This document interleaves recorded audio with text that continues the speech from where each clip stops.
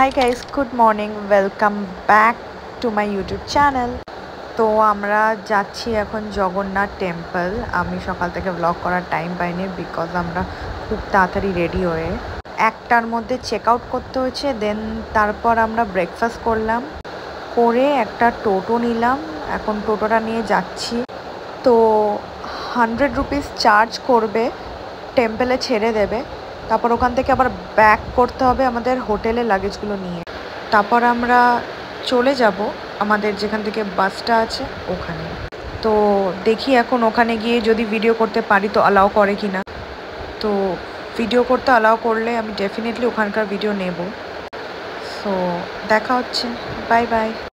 So guys, আমরা এখন মন্দিরের সামনে নেমে গেছি অ্যান্ড এখানে সবাই, এটা হচ্ছে গেট নাম্বার 4। এখানে সবাই জুতো রাখছে, বাট জানি না এখানটা জুতো রাখাটা কতটা সেফ। চুরি হওয়ারও চান্সেস থাকে অ্যান্ড রোদটাও ডিরেক্ট পড়ে। তো 6 নম্বর গেটের ওখানে কাউন্টার আছে যেখানে আমরা জুতোগুলো জমা দিতে পারি।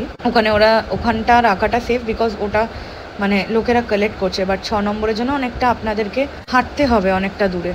তো আমরা এখানে জুতোগুলো খুলে রাখলাম বিকজ 6 নম্বর গেট দিয়ে হেঁটে এতটা রোদে আসা পসিবল না। সো ফাইনালি আমরা মন্দিরের ভেতরে এসে গেছি অ্যান্ড জাস্ট পাটা পুড়ে গেল এইটুকুটা হেঁটে ঢুকতে। তো প্রচণ্ড রোদ, মানে দাঁড়াতে পারছে না। আর ওই যে মন্দিরটা দেখা যাচ্ছে দূরে, জগন্নাথ টেম্পল, ভেতরটা ভীষণই সুন্দর আর খুব পরিষ্কার।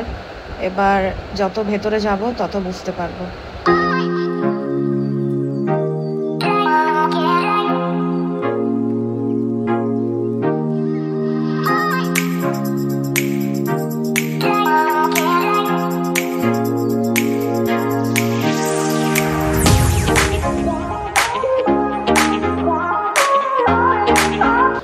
ভেতরটা দেখে অনেকটা তাজমহলের মতো ফিলিং আসছে আমার।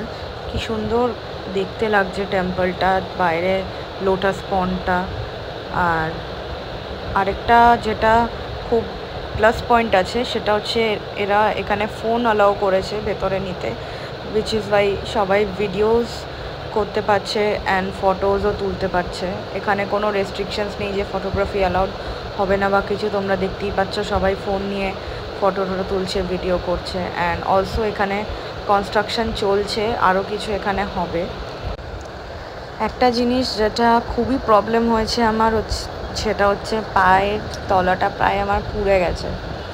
মানে এখানে সবাই লিটারালি দৌড়াচ্ছে, এত রোদের তাপ, পুরোটা মার্বেলের। তো মানে এখানে একটা থেকে যতক্ষণ না আরেকটা মন্দিরের ভেতরে ঢুকছি ততক্ষণ পুরো দৌড়ে দৌড়ে ঢুকতে হচ্ছে, এতটা রোদ। সো তোমরা যদি কেউ আসো দেন চেষ্টা করবে বিকেলের দিকে আসা, বিকজ তখন কিছুটা রোদটা কমে যায়, তো অতটাও কষ্ট হবে না। আর অফকোর্স এটা যেহেতু একটা টেম্পল আছে, এখানে খালি পায়ে ঢুকতে হবে।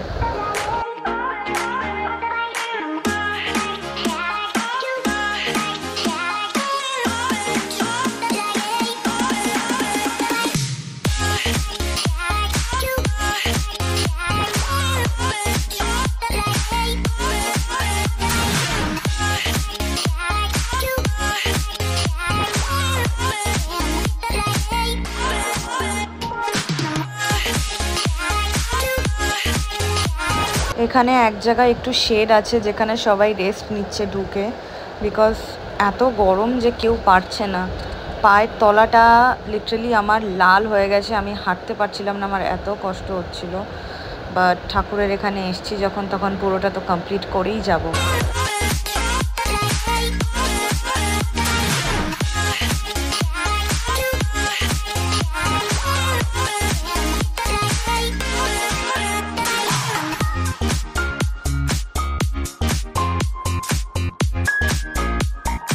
তো আমাদের পুরো টেম্পলটা কভার আপ হয়ে গেছে অ্যান্ড এখন আমরা বেরিয়ে যাব এখান থেকে। গিয়ে ডিরেক্ট আমাদেরকে তাড়াতাড়ি করে লাঞ্চ করে দেন আমাদেরকে বেরোতে হবে। সো এটা দেখার জন্যই মেনলি আমরা দীঘা এসেছিলাম। তো আমি ভাবতে পারিনি যে এটা আজকে আমরা পুরোটা দেখতে পারবো, সবই ঠাকুরের কৃপায়। বিকজ রাস্তা ভীষণ jam and new Digha to old Digha কেউ যেতে চাইছে না। তো আমরা খুব রিকোয়েস্ট করেছি টোটোকে, তো তারপর ওরা আমাদেরকে নিয়ে এলো।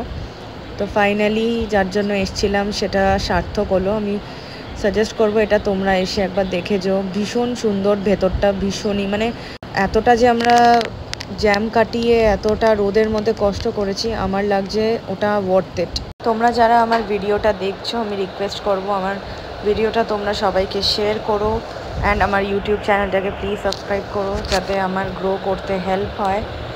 বিকজ আমি একদম নতুন নতুন ব্লগস বানাচ্ছি, so I will try my level best কি আমি আরও বেশি বেটার ওয়েতে কন্টেন্ট আমার প্রোভাইড করি। অ্যান্ড আমি জানি হয়তো এক্সপার্ট ইউটিউবারদের মতো আমি ভিডিও করতে এখনও পারি না, বাট আস্তে আস্তে আমি এটা শিখবো, আরও বেটার করার চেষ্টা করব। সো বাই বাই, রেস্ট, দেখা হচ্ছে হোটেলে গিয়ে। সো গাইজ, আমরা এখন এখানে লাঞ্চ করতে এসেছি। অ্যাজ ইউজুয়াল আমাদের হোটেলে এখন 1:30-2টোর আগে লাঞ্চ দেবে না। 1:30 কি বলছি, 2টোর আগে লাঞ্চ দেবে না। আবার এদিকে ওরা তাড়াতাড়ি প্যাকও করে নেয়। তো এবার আমাদের অনেক রিকোয়েস্ট করাতে রেডি করেনি। আমাদের 2টোর সময় বাস আছে অ্যান্ড ওর জন্য যে কালকে যে হোটেলটা আমরা লাঞ্চ করতে এসেছিলাম, যেটা আমাদের ফেভিয়ার ছিল, ওখানেই এসেছি আজকে আমরা লাঞ্চ করতে। ওরা আমাদের সার্ভিস দিয়ে দিল, হোটেল মান্নাত বলে।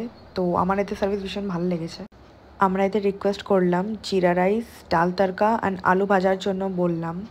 এক একটা করে বানিয়ে দেবে আমাদের। তো আমরা এখন এখানে খেতে এসেছি।